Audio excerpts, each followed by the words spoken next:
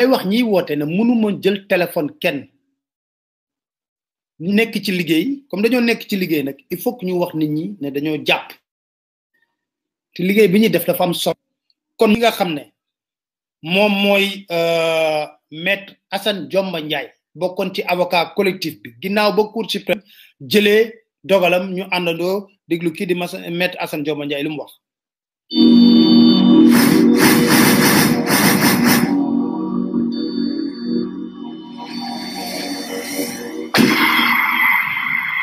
Dakar Matin. ñu ngeeg maître Assane Dioma Ndiaye moom bokkoon na ci avocat yi nga xam ne collectif pour le rapatriement des défunts yi nekk étranger jëloon nañ leen démb Cour suprême dogal ne fi mu nekk nii mënuñu nangu benn corps mu dugg fi ñu denc leen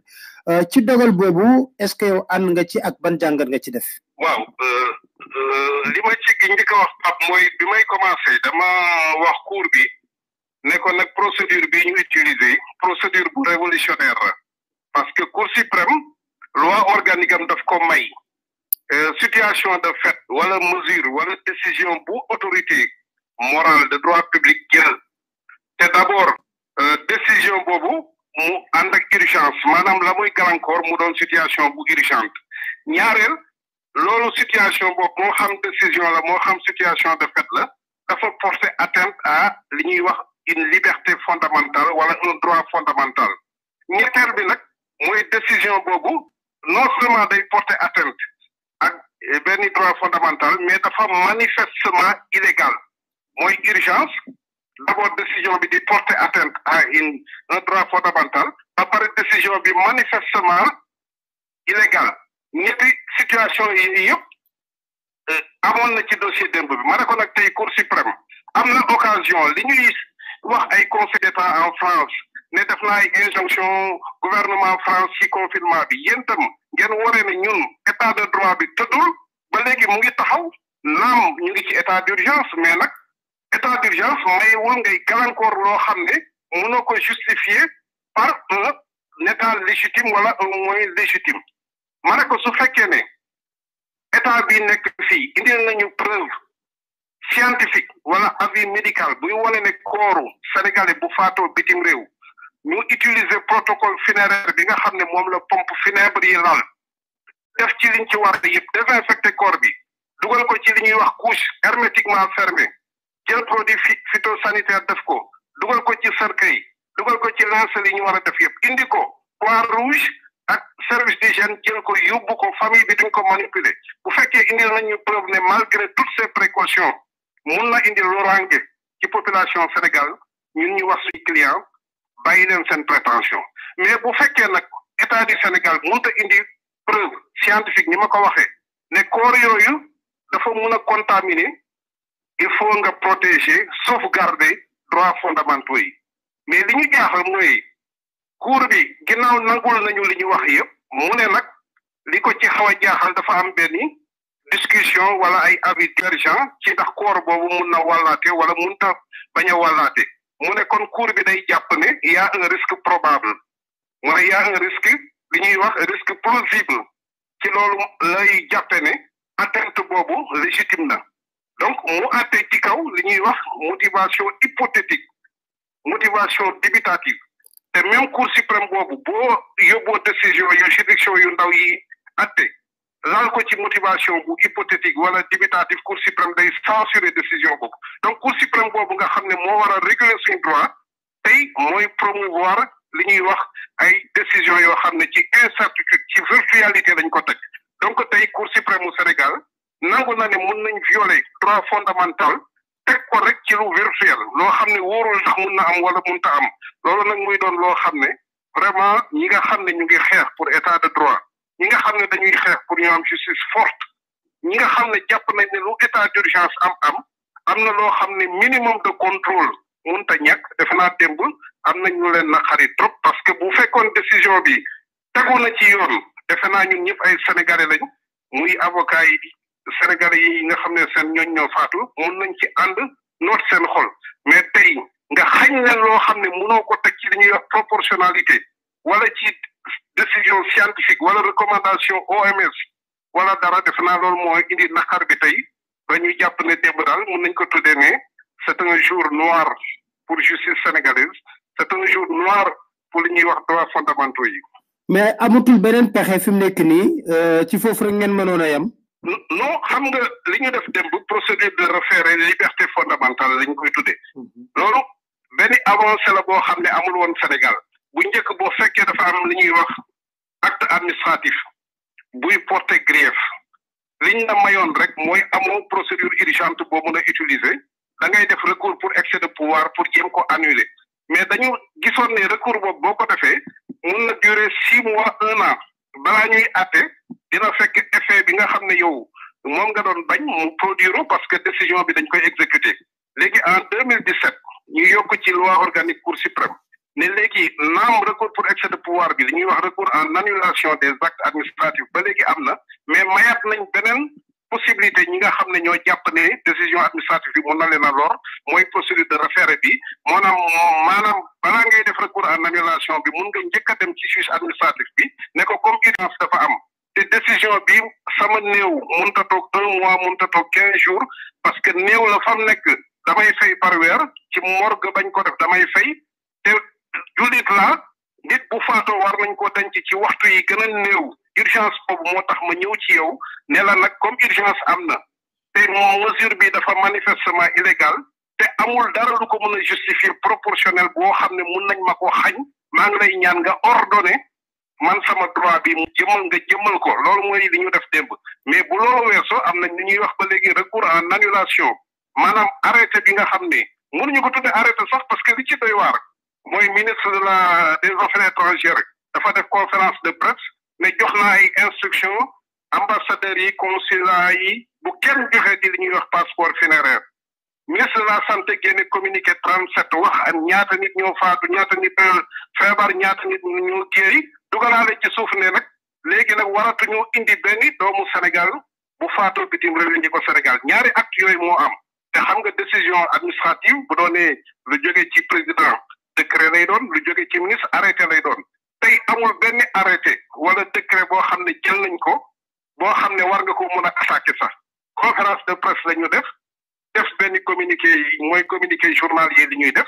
consulat yi tënku ci loolu nag ne kenn mënatul a rapatrier première illégalité tey boo demoon cour suprême sax pour annuler lu décision bi ay communiqué ngay yóbbu ay conférence de presse donc wane situation bi ñu nekk tey nga xam ne dañu état bi dañ ko désagrégé maanaam li ñuy wax dañ ko déstructuré ba nga xam ne tey amatul sax benn norme boo xam ne nit ñi mun nañ ci ànd parce que bu doon arrêté da ngay tëb rek yóbbu ko cour suprême demander annulation bi bu doon décret itam da nga koy arrêté yóbbu pour excès de pouvoir mais tey xam nga loolu mun na am benn moyen bu ñu yóbbu ëllëg au fond pour annulation mais doo ko sukkandiku sax ci acte administratif ñaareel bi nag mooy li ñuy wax juridiction internationale yi CEDEAO mu ngi fi bu fekkee dañu violer sa droit fondamental mun nga ci dem am na aussi ñuy wax comité yi nekk Nations Unies yi nga xam ne convention bu ñu indi ak pacte international sur les droits civils et politiques bu fekkee violé nañ ko mun nga leen a saisir laaj leen de façon urgente ñu def injonction Sénégal donc ñu ngi réfléchir ci ay procédures yoo xam ne tey mun nañ ko teg sur place mais li ñu jàpp rek mooy am na loo xam ne war nañ koy mun a régler suñu biir parce que rôle justice du xeex léegi bu fekkee da nga def erreur d'appréciation ñun jàpp nañ ne état du Sénégal dafa def erreur d'appréciation ndax ba muy jël mesure bi ci conférence de presse ministre bi dafa ne sukkandiku na ko ci recommandation organisation mondiale de la santé sukkandiku na ko ci leneen naam aussi wax na ne sukkandiku na ci comité de gestion épidémie bi nekk Sénégal wax na loolu mais daf ci yokk loo xam ne amul OMS tey waxul te loolu suñ code de l'hygiène dafa ne pour nga tere mesure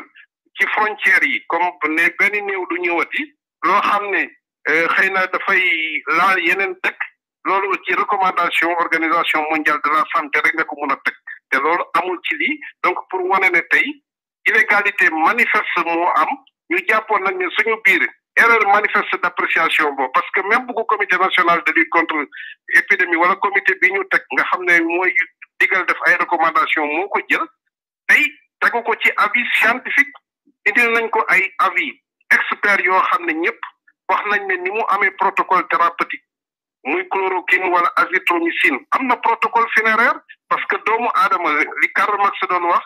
naan l'humanité ne se pose que les questions qu'elle sait résoudre biñ demee ba xam ne feebar bi ñëw na dañoo indi protocole thérapeutique biñ demee ba xam ne nit ñi dina am ay faatu dañoo indi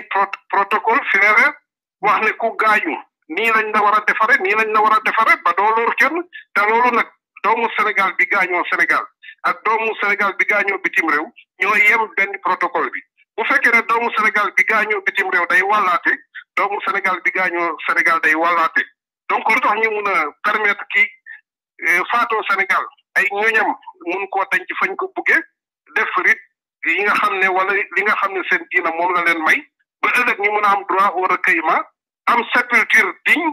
méngoo ak sa religion te kele nag mënuñu ko jox donc mu wane benn discrimination boo xam ne loolu rek waxoon nañu juge bi ne war na mun a tax nga lii requête bi nga nangu ko parce que droit du discriminer bu ko état mu ne aussi juge mënu ko ñaareel bi aussi booy sacrifier droit na nga ko teg ci protection intérêt bu ko jar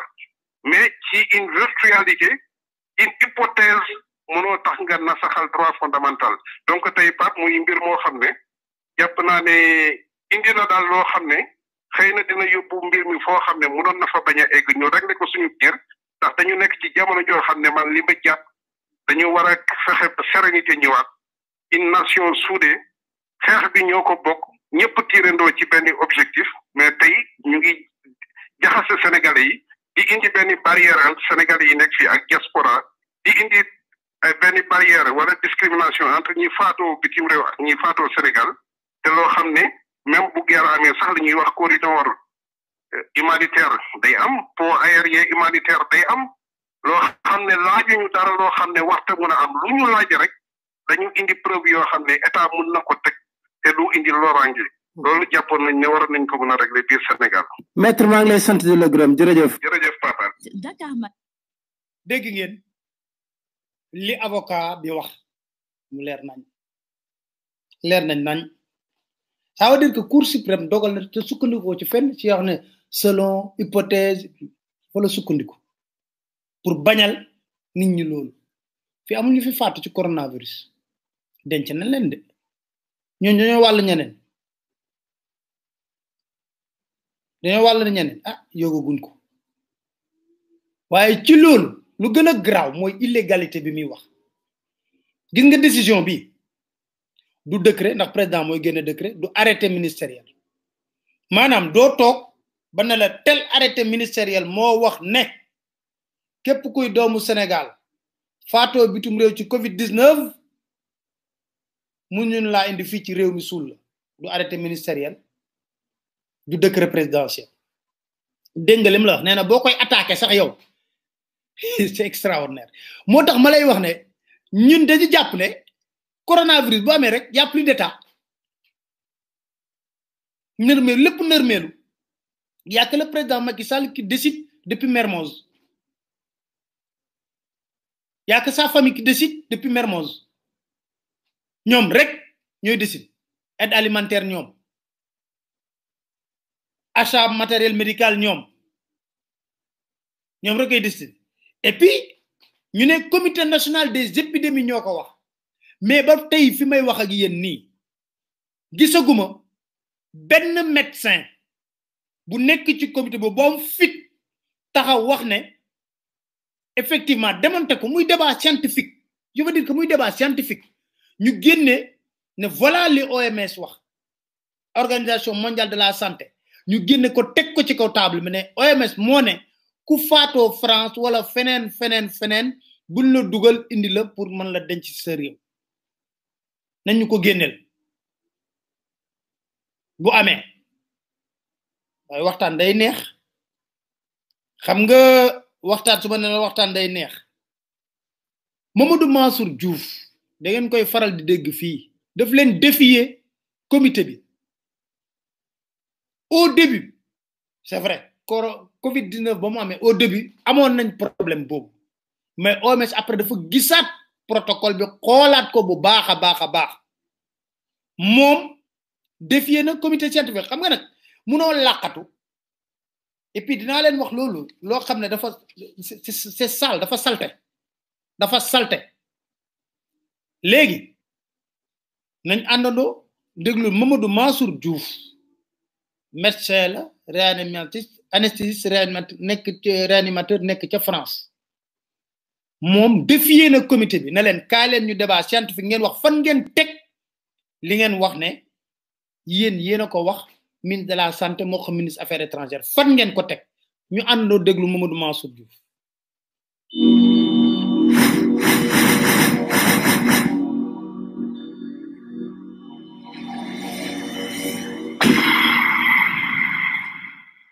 Dakar Matin. ñi ngeek Mamadou Mansour Diouf moom mi ngi nekk médecin anesthésiste réanimateur ñu xàmmee ko tamit ci xeex bi nga xam ne doomu sénégalais yi nekk bitim réew ñu ngi koy xeex pour ñi nga xam ne dañoo faatu ci lii di Covid 19 bi ñu mën leen rapatrier fii ci Sénégal dëj leen ba pare suul leen ci anam yu mu gën a selle dem nañ ci nag ba Cour suprême ginnaaw li nga xam ne moo di recours bi collectif boobu defoon Cour suprême bañal leen ko te li mu wax dafa ne amuñu li nga xam ne moo di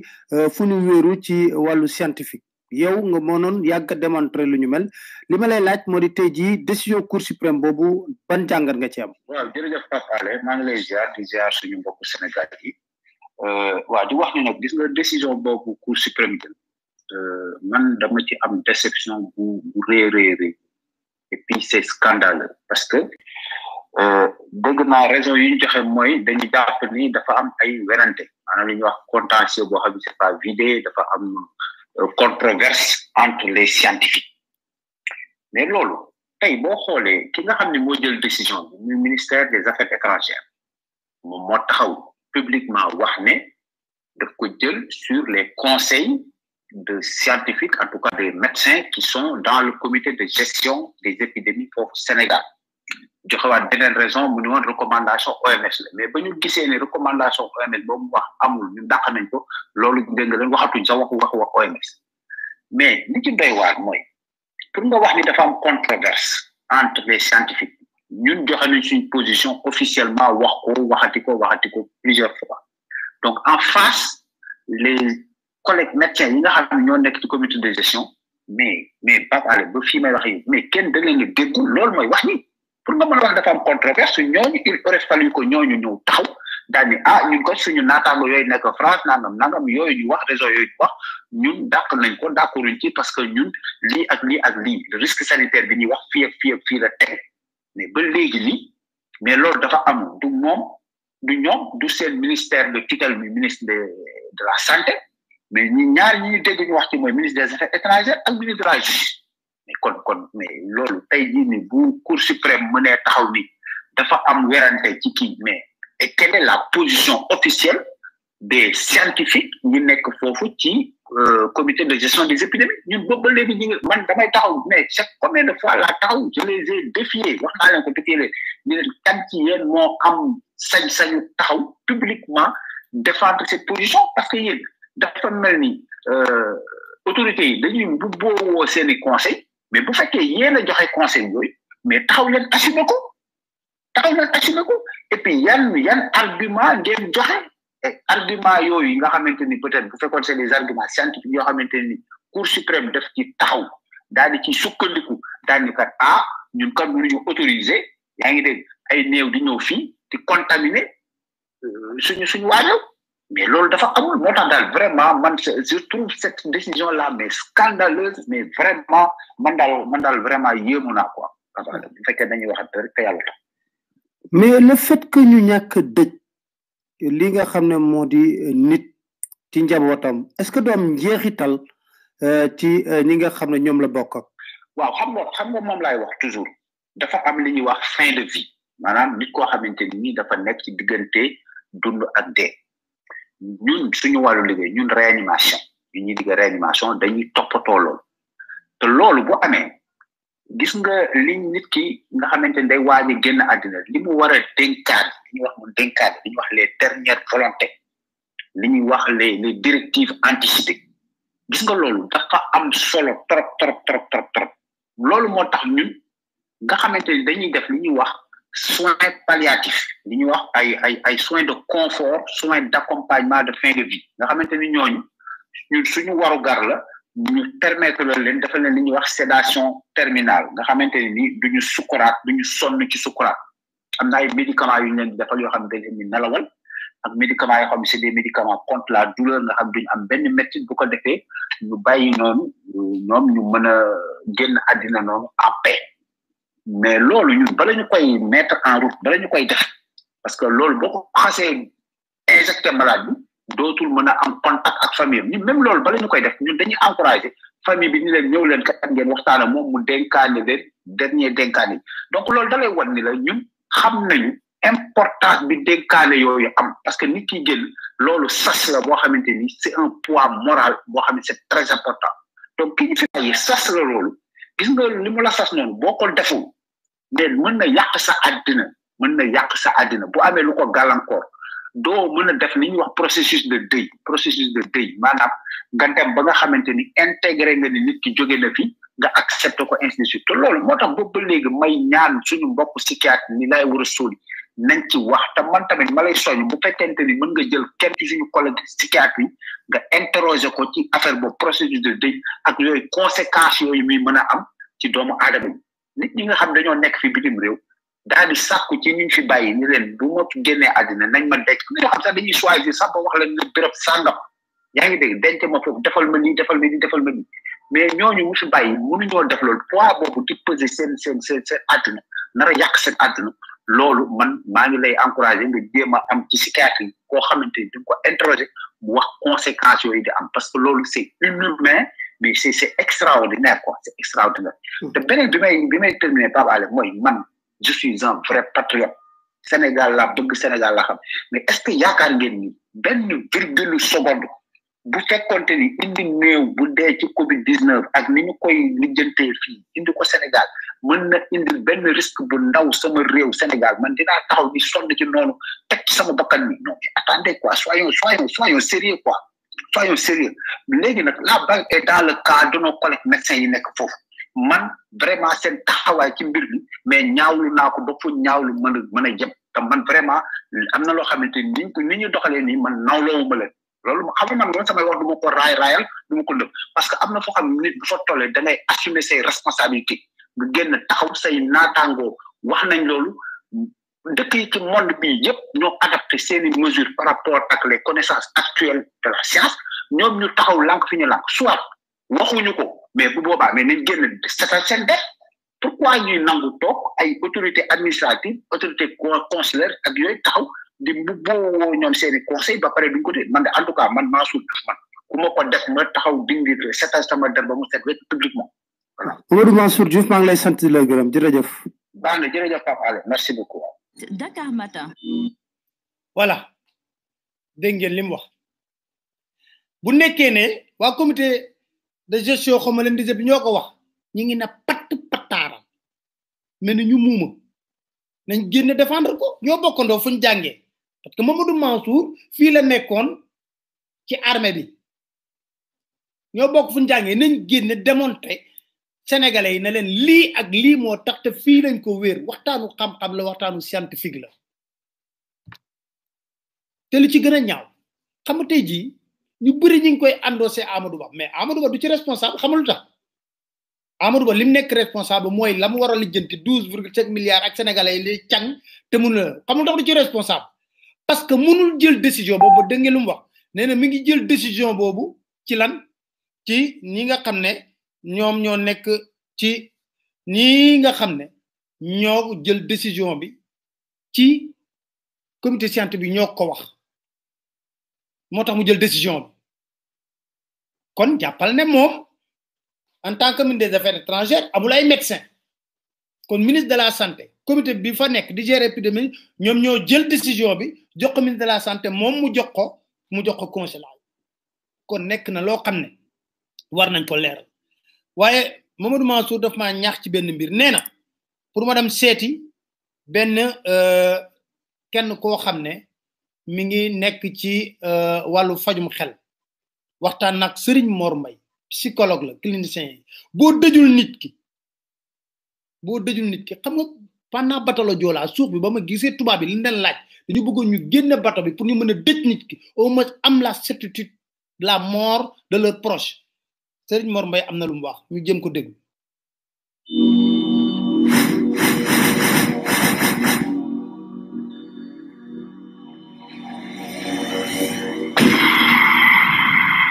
Dakar Matin. ñi ngeeg Serigne Mor Mbaye mu nekk psychologue clinicien ñu bëri xam ko ci réew mi tey jii gis nañ dogal ba nga xam ne mi ngi bàyyeekoo ci cour suprême moo aaye ñii di waa diaspora bi pour ñu indi seeni néew yu faatu ci Covid 19 bi pour mën leen denc fii mbir mi nag ñu bëri nee na débat scientifique la waaye OMS terewu ko comité scientifique bu Dakar fii moom moo ko dogal lan mooy njeexitalu dëj sa néew ci ay nit. man day doon loo xam ne lu metti la xam nga ñun ay nit ñu ñuul lañu dañoo am aada nit su amee aada lu am solo la mooy defar nit mooy yëbb ci moom mooy dalal xelam mooy tayam mooy ëllëgam nit ki xam ni dafa bàyyeeku dafa dem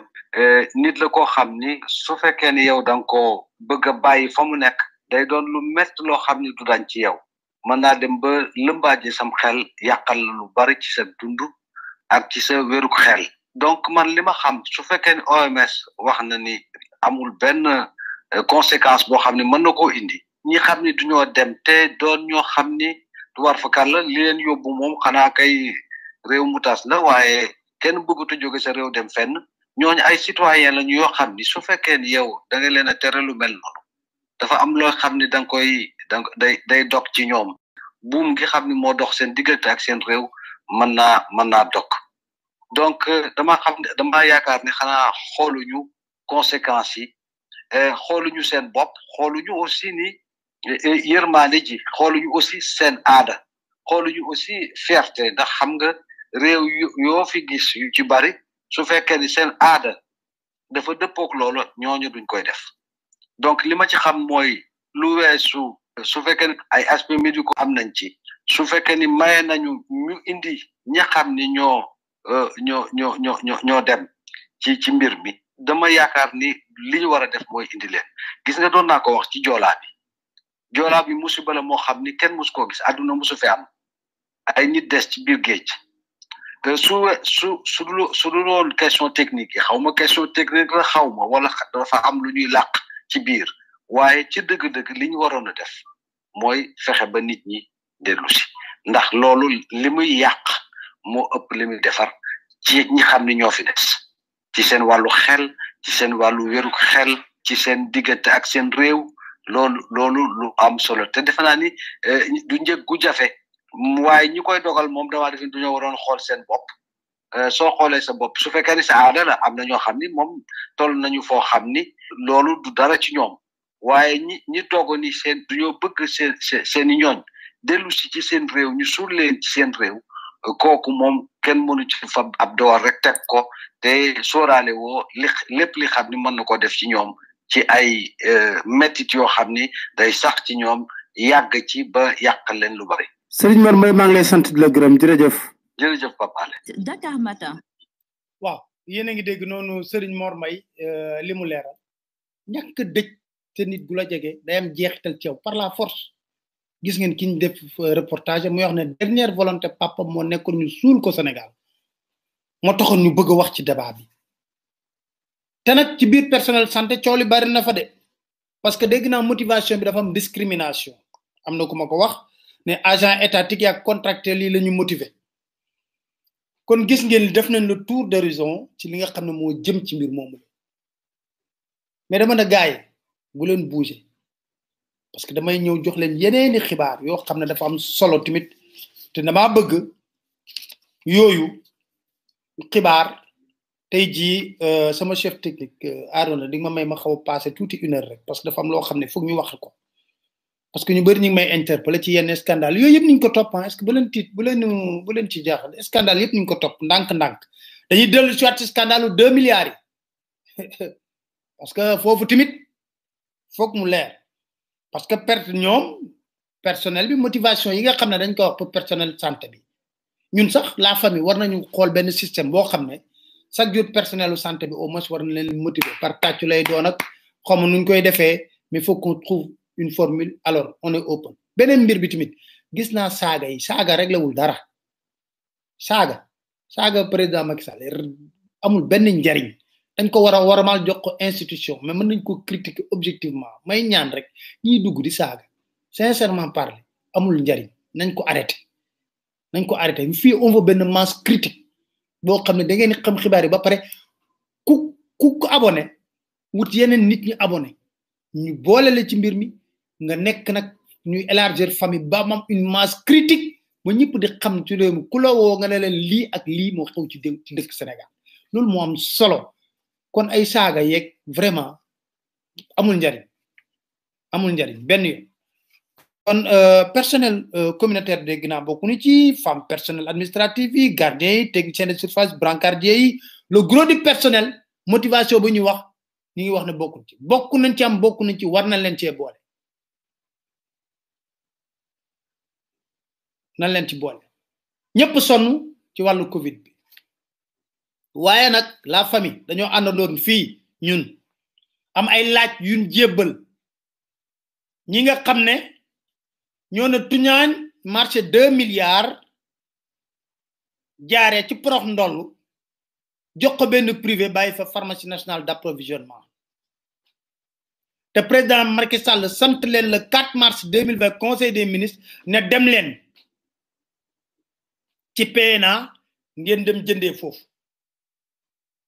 PNA am 5 milliards yu mobilisé pour jëndi waay am na laaj yi ma leen laajoon de ba tey jii indi wuñ ci tontu ma baamtuwaat ko parce que nee nañ lépp a leer bu lépp leeree kay amul dara luy ne bu gis nga bu nekkee ne yow tu as la conscience tranquille li nga def dafa leer nañ te fu la yóbbu nga mën koo défendre kan moo gagné marché bi du jinne du nooxóor du malaaka du len nit njaay la ak i noppam ndax ci vidéo bi gis nañ ko nañ ñu wax turam na leen diw moo ko gañ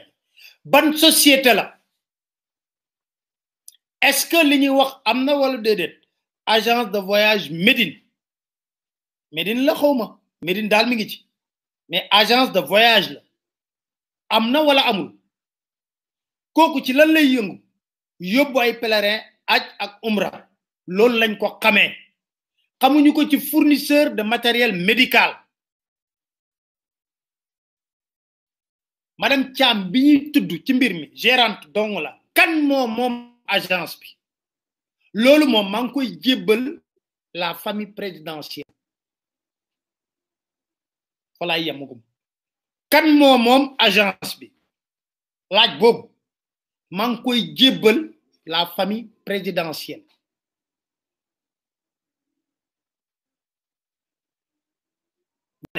kan moom agence bi madame Thiam doon gérante bi kan moo ko moom maa ngi koy laaj la famille présidentielle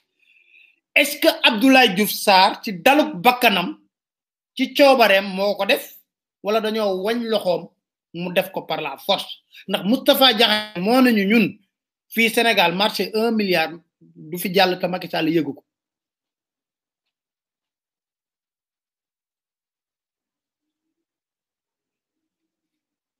matériel bi ñu jënd gis ci ay pyjama domicile au lieu de pyjama hospitalier connaisseur yëpp fournisseur yëpp mën naa ci lim ay tur ñoo xam ne xam naa leen laaj leen ak loolu parce que Demba Ndiaye lan ma jox test rapide boo xam ne boo ko defee rapidement ma wan leen ko léegi te dina dañoo dem di lijjanti gis ngeen lii yii ngeen di gis nii ay test la yoo xam ne rapidement nga mën a test sa bopp ndax yaa ngi corona bi am déet yu bari lañ mi ngi nii test baa ngi nii yu bari lañ ma ci may benn liquide lay ànd ak nga jël ko comme ñiy def jabet bu ñu jël nga def ko ci a def ci liquide bi xool am na nag procédure bi muy ànd ak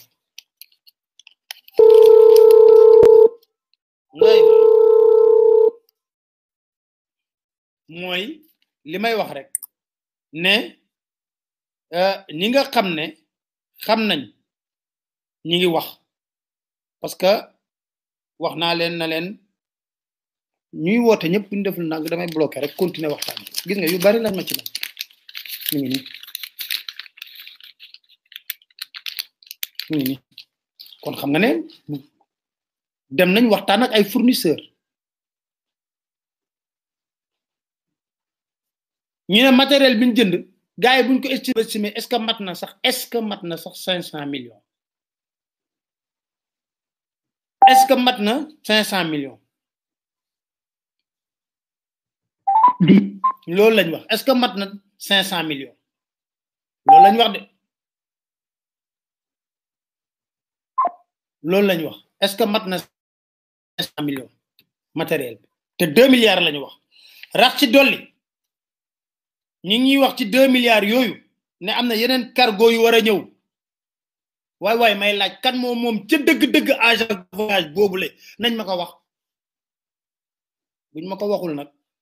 fii ak semaine prochaine wala fii ak dimanche ma lijjanti tur bi wax ko parce que nee naa leen fi mooy télé tàkk na amatul dara loo xam ne vraiment dañ ko ndib xaalisu mbas mii ni bëgg na tuñaañ lekk poson lay doon seen biir yaram poson lay doon seen biir yaram te dégg na am na yeneen cargo yu ñëw te même nit ki moo ko gaña nañu wax kan la mu mel ni ci biir corona business bi ñoom bëgguñu coronavirus bi jeex déedéet corona business bi nag gën a takarnaase may yóbbu